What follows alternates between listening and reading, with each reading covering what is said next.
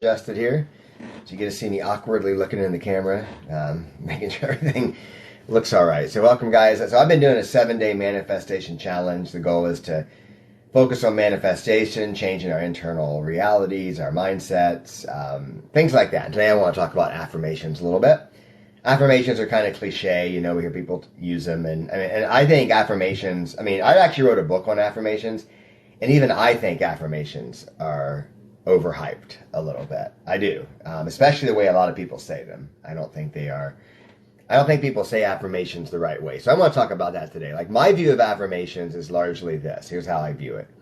So throughout your life, you've heard a lot of probably negative views about yourself. Like, you've had parents that didn't believe in you, romantic partners didn't believe in you, right? You had teachers, whatever it is. Hey, welcome, Jam Buck. Good to see you, man.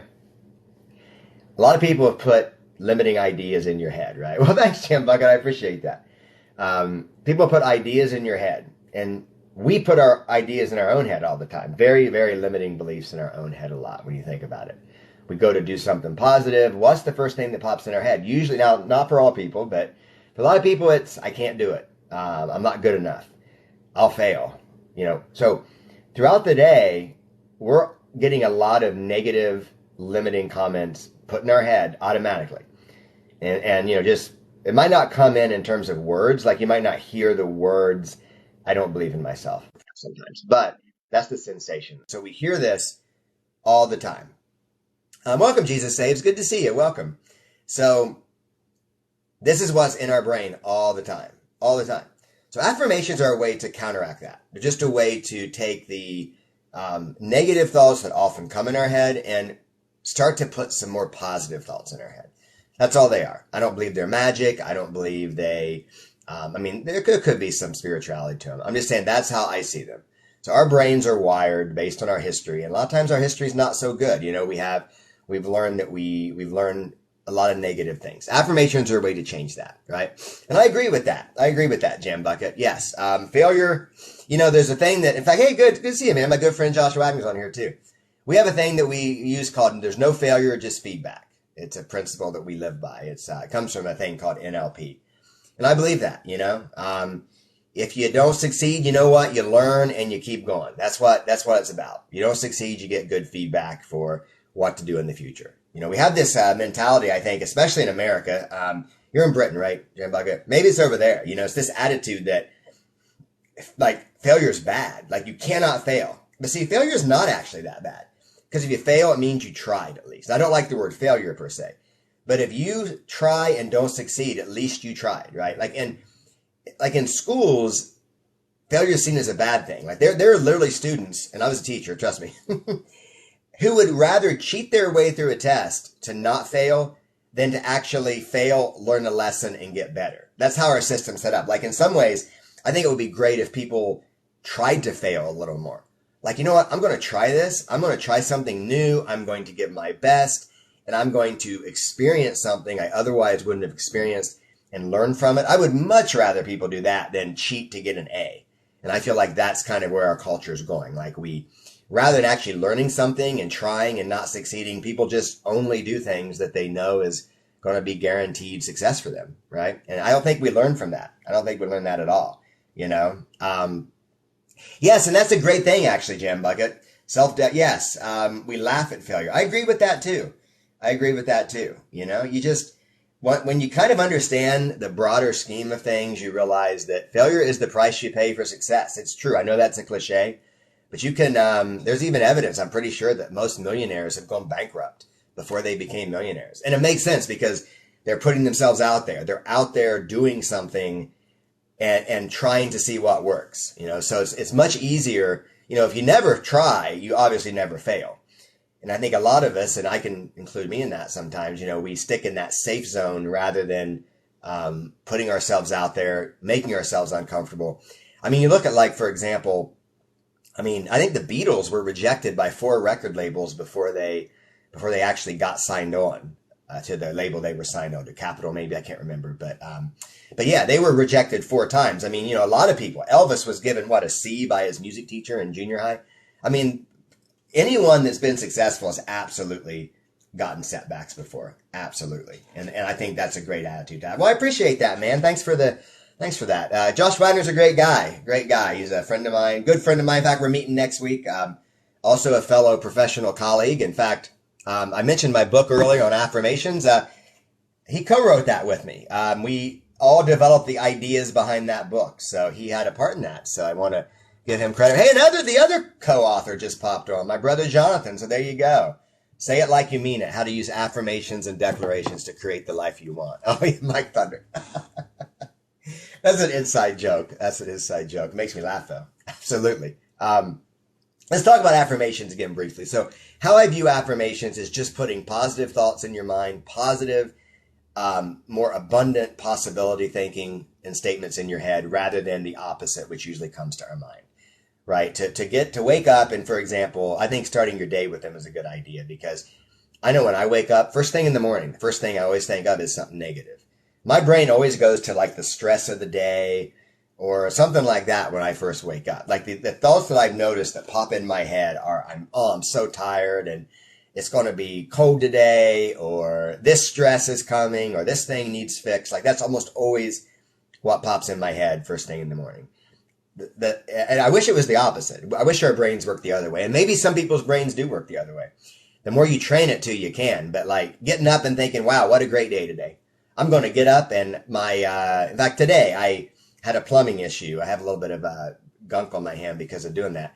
My dad came over, right? So instead of waking up thinking I got a plumbing problem, waking up and thinking, you know what? I got this. I'm going to fix it. My dad's coming over. My dad's getting older. I got to spend more time with him. That's just an example of a perspective shift. And affirmations can help us with that, right? Like to wake up and fill your head with possibilities rather than fill your head with limiting things. And our brain's really great at just putting limiting things in our head, unfortunately.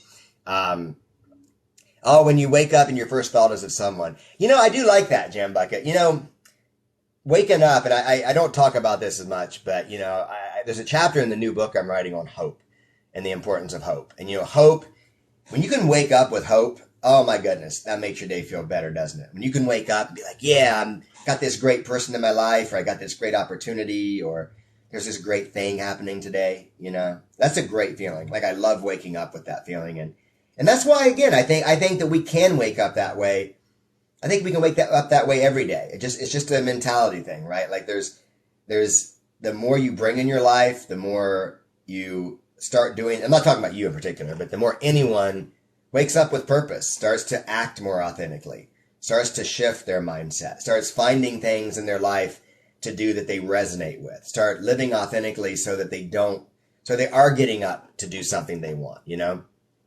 I find it fascinating. I made a TikTok, the most recent one, the one before the last. I mentioned subtle ways our brain kind of sabotages our efforts at doing good things, like our efforts at making change.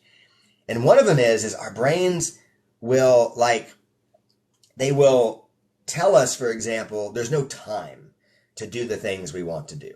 So like our brain, you wake up and you're like, man, I really want to do this new thing. I really want to, let's say, write my new book or something, right? And your brain will be like, I don't have time for that today. But then your brain has like hours to scroll, or your brain has like hours to text fight with someone. You know what I mean? Like, it's just funny how our brain works. Our brain will have this weird thing in hypnosis, we call it deletion. Our brain will delete out all the time that we have when it comes time to doing that new thing that would absolutely change our life. And it's because our brain is wanting to be with the old and familiar thing, right? The same with waking up. Like, think about, we really have a choice in what we pay attention to. I mean, the pipe, for example, that needed fixed in my house is not completely fixed, by the way. Just a slow drip. It's not bad. I mean, but that's just one little thing going on in my life. Now, if I wake up thinking about that pipe every morning and dwelling on that, I'm giving literally a drip of a leak in probably 1,000th of my house, probably even, I'm not sure what the square footage is, probably like 1/2,000th of my house. I'm giving a drip in 1/2,000th of my house huge mental awareness, and I'm not giving other things the mental awareness. Think about how interesting that is, isn't it? Or, you know, someone will make a comment to us, and like a negative comment, and we will give, that's a lot of math. That's a lot of math, and I'm not great at math. Someone will make one little comment that's negative, and our brain will pay attention to that for the rest of the day, and our brain will ignore everything else going on. Like you may even hear a negative comment from someone. It may literally impact your self-worth for the entire day, rather than focusing on the potentially thousands of things that you could focus on that would make you feel worthy. Just the way our brain works. And that's why affirmation could help with that, just saying some positive things. I'm becoming more and more worthy every day. I am becoming more and more confident every day. I am waking up looking forward to things. See, what affirmations do too is they are putting seeds in your mind as well. Now, that's why you got to write good affirmations. Like I said, I'm not a big fan of a lot of affirmations. I'm not a big fan of I am amazing or something like that. Because that doesn't really tell you much, unless you really know what amazing is. But I'm waking up, getting straight out of bed and ready to do things. That's not the best example, but that's an example of an affirmation that I would like, because that's telling your brain exactly what the path forward is to act. Like I am waking up every morning feeling good, jumping out of bed and getting to work on my new book. That's a great example of an affirmation, because that's telling your brain the path forward. It's telling your brain you can get up in the morning, because it's like a seed suggestion in your mind, Any advice for when you hear bad things? Well, Jim Bucket, that's a good question. My view is this has been a lot of work over the years. I'll be honest, this has been some ego work, but I try to accept feedback that I know is true. Like if someone says something that's true, I try to accept it, even if it's from someone I don't like or they don't deliver it in the best way. I kind of scan it. Like, is this true? And obviously name calling, that can't really be true. Name calling is a subjective opinion. But if someone gives me feedback that I didn't do the job the way I said I was going to do it, I try to accept that feedback.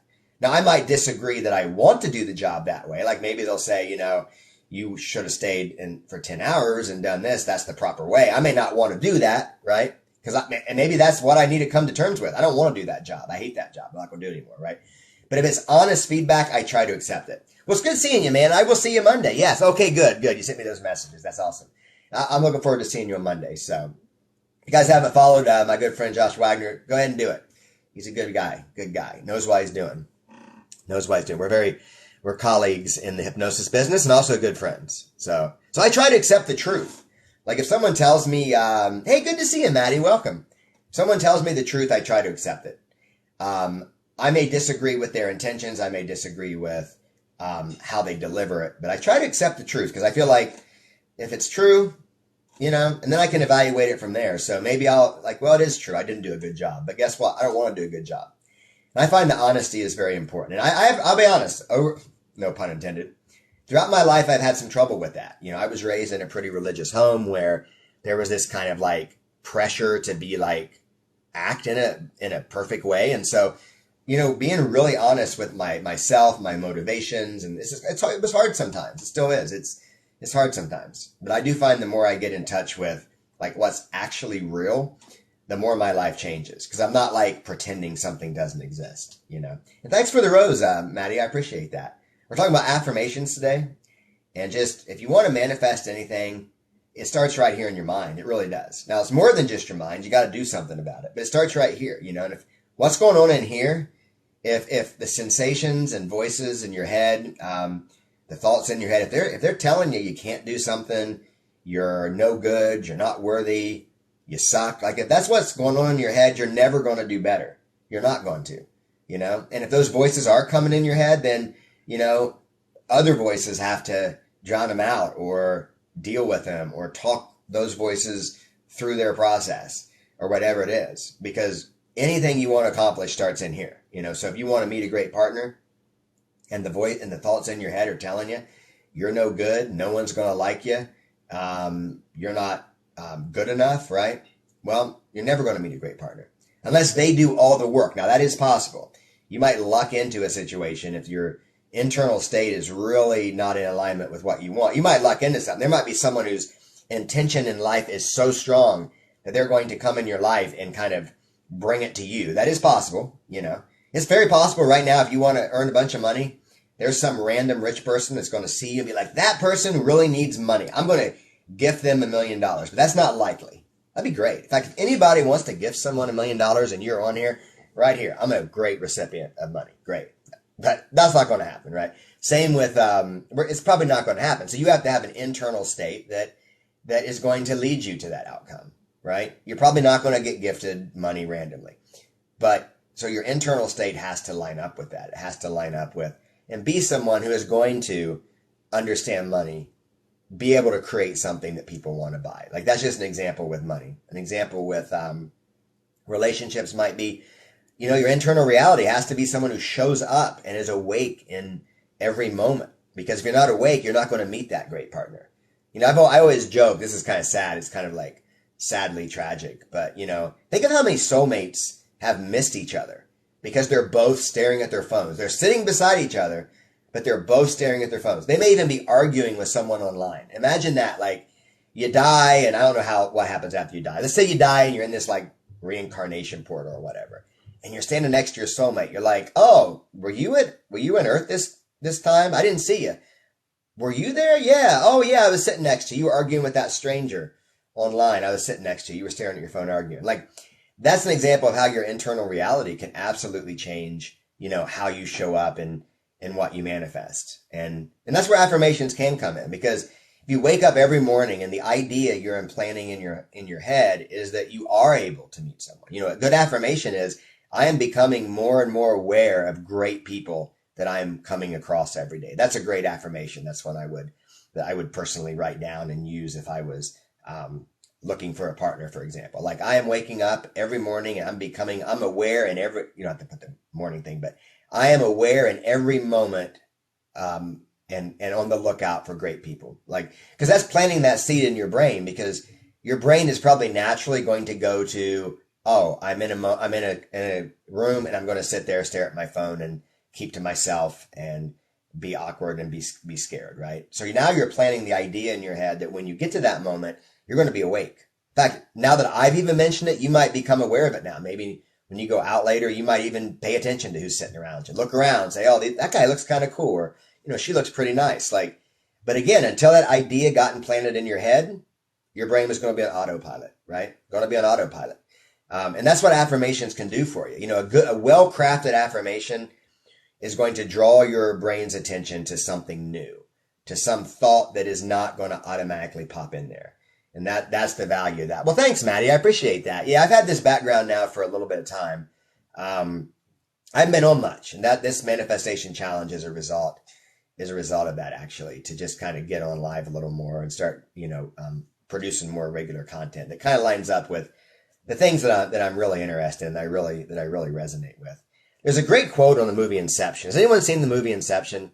That's one of my favorite movies. In fact, I actually learned recently that I'm pretty sure the same guy that did Interstellar also did Inception, and Interstellar is one of my favorite movies, if not probably my all-time favorite movie. But there's a great quote in Inception about an idea. He says, an idea is like a virus, resilient, highly contagious. The smallest seed of an idea can grow.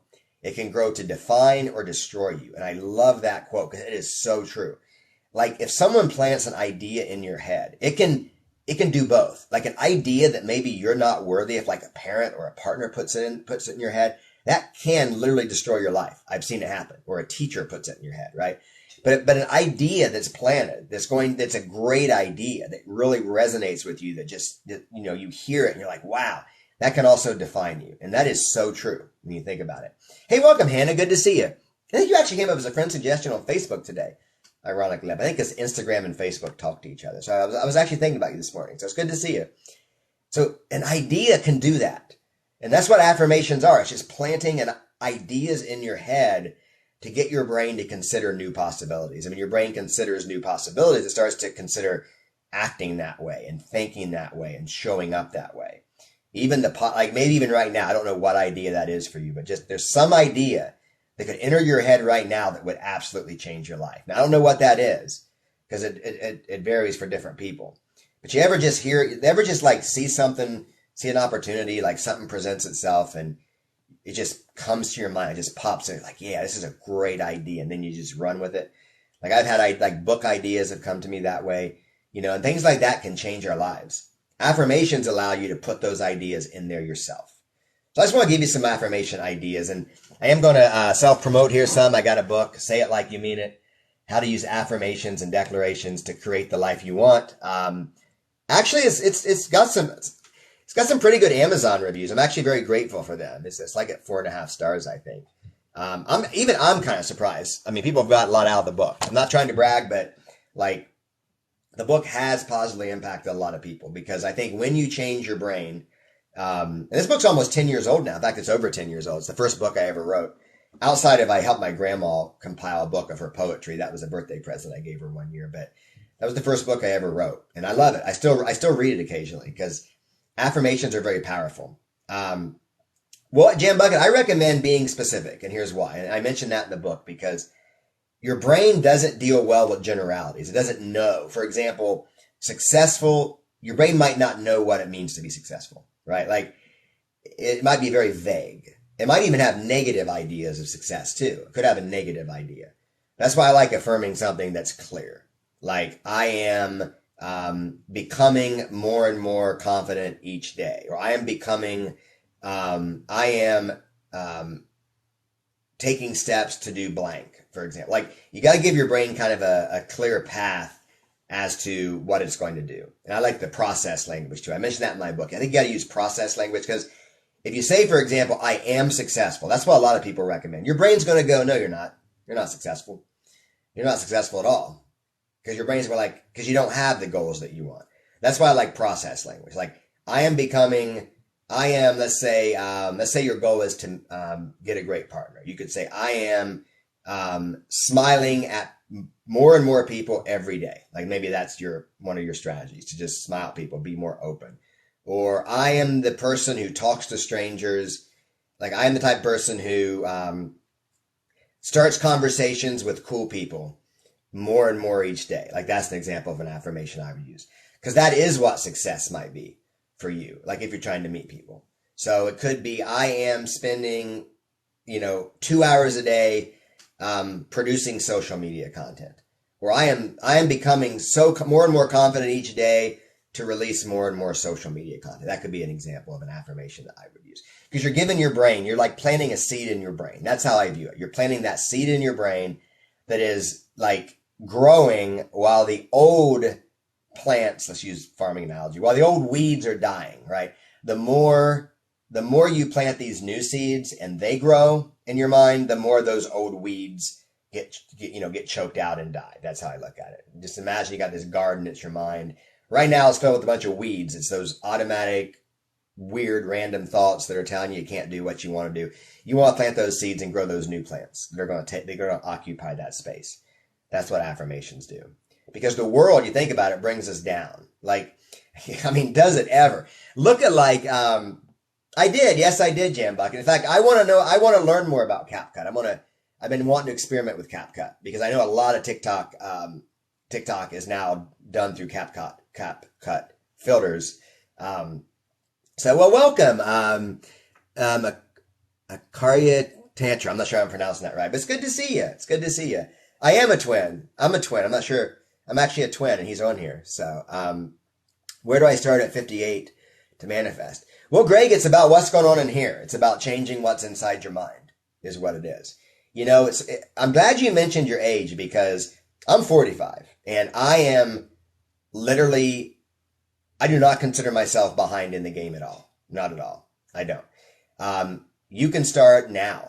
You can manifest. I mean, obviously there's some limitation. I'm not saying I'm not going to manifest being like a professional football player at my age. I'm just not. That's realistic.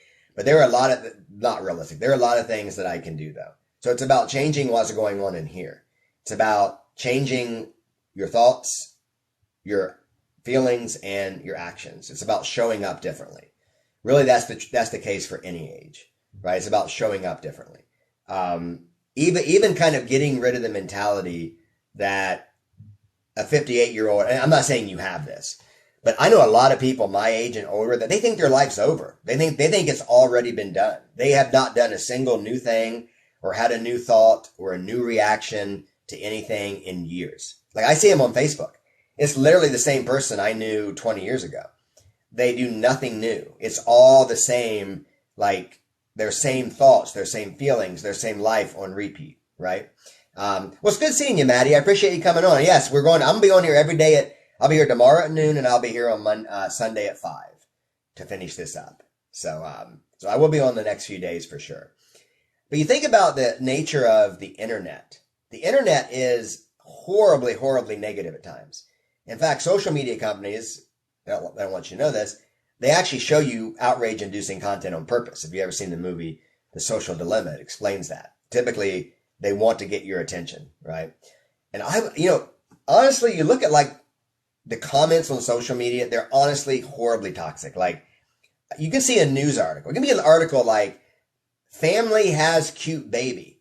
And literally there's going to be hundreds of comments saying, well, that baby isn't that cute. Or, wait, why is this even a news article? Who cares about this? Like, literally, isn't that funny how that works? Like, literally, if you spend a lot of time online, you're going to have your brain bombarded with negativity, limiting thoughts, people criticizing you, people you don't even know, who don't even care about you, bringing you down even in like subtle ways. So that's why it is so important to create that frame in your mind, right? That let me think of the word, that abundant possibility frame in your mind, because pretty much everyone around you is trying to bring you down. And they're not doing it on purpose, I don't think. I think they're doing it because they're just expressing themselves. And their internal reality is like that. Like when someone comes on, for example, like let's say my picture's a picture of a cute baby. And someone comes on and says, your baby's ugly. That says a lot about them, doesn't it? That says nothing about that baby. It says nothing about that baby. It says nothing about their parents for posting that. It says a lot about them, right? That they come to a photo like that and say that. That is their internal reality on display. And so we have to take our internal reality and put it on display for the world. But it has to be a very empowering and authentic and proactive. It has to be that. Like if you want to manifest something new, your internal reality has to be bigger than all that. It has to be greater than all that. Because other people's internal reality is going to be bombarding you all day and it's going to be bringing you down. I mean, let's be honest. The world is set up so that a lot of people in the world, they don't want, and probably maybe not even consciously, but they're doing their own thing. You know, they're making a lot of money. They don't care if I make a lot of money. They don't care about that. They're in their own worlds. I don't have to blame them, right? They're in their own worlds. The world's billionaires they're not thinking about me. They don't care. They don't have time to think about David Bennett, right? The same is true of most people out there who are like negative on relationships and stuff. They're not thinking about me. They're thinking about them, right? So if I want to show up in a way that's going to get me more wealth, get me more happiness, get me a great relationship, which I do have a great relationship, but I have to just show up differently because everyone else is showing up in a sense their showing up is going to bring us down if we're not careful. So our internal intention, our internal reality has to be so much greater than that. And that is where affirmations can come in because again, we're bombarded every day with thoughts that are trying to bring us down. They're trying to direct our attention. They're trying to, and again, not even intentionally, but they're putting us down. And we can easily internalize that. And I'll just read that quote one more time that I read from, if I can find it, I must have went to Amazon. Yeah. From Inception. An idea is like a virus, resilient, highly contagious. The smallest seed of an idea can grow. It can grow to define you or destroy you. And you plant your own ideas in your head. Your past, in fact, is the biggest plant of ideas in your head. Your past. So if somebody harshly rejected you in the past, their action planted an idea in your head that you're not worthy, probably. That can happen, right? Let's see here. If anyone they need diet and exercise. Well, you can use all the things I'm talking about relate to diet and exercise, Mark. In fact, I'm not sure if you're coming here to be critical or to encourage people, but this stuff absolutely works for diet and exercise. In fact, I use manifestations with a lot of my clients for diet and exercise because I spend a lot of time focusing on both of those. You can absolutely change your mindset. Okay, I wasn't sure. You can absolutely change your mindset to work on diet and exercise. Absolutely.